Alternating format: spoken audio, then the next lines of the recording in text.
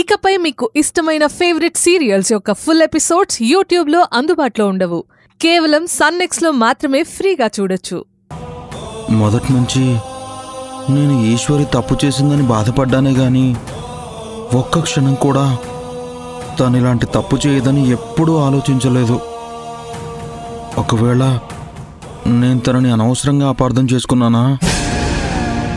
నేను బాధపడుతుందే కాకుండా ఈ ఇంట్లో వాళ్ళందరినీ కూడా బాధ పెడుతున్నానా?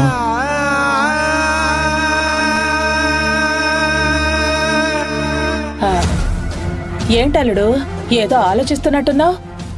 అదే అత్తయ్య, ఈశ్వరి గురించి ఆలోచిస్తుంటే తను ఇలాంటి తప్పు చేయదనిపిస్తోంది.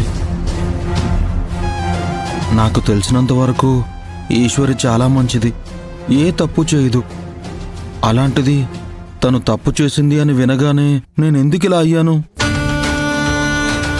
ఈశ్వరి మనసు, ఈశ్వరి మంచితనం, ఈశ్వరి ప్రేమ ఇవన్నీ తెలిసి కూడా తన విషయంలో నేనెందుకిలా ప్రవర్తించాను? ఒకవేళ అమ్మ చెప్పినట్టు నేనే తన గురించి తప్పుగా ఆలోచిస్తున్నానేమో అనిపిస్తోంది అత్తయ్య.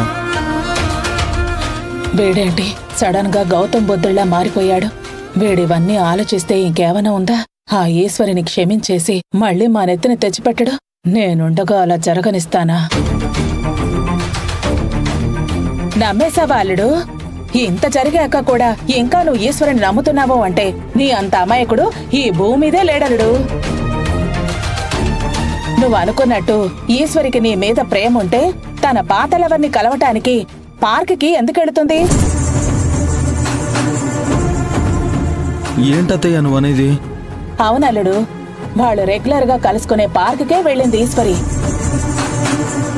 ఈ విషయం నీకెలా తెలుసత్తయ్యా? నా ఫ్రెండ్ వనజ తెలుసు కదా, వాళ్ళిల్లు కూడా ఆ పార్క్ సైడే.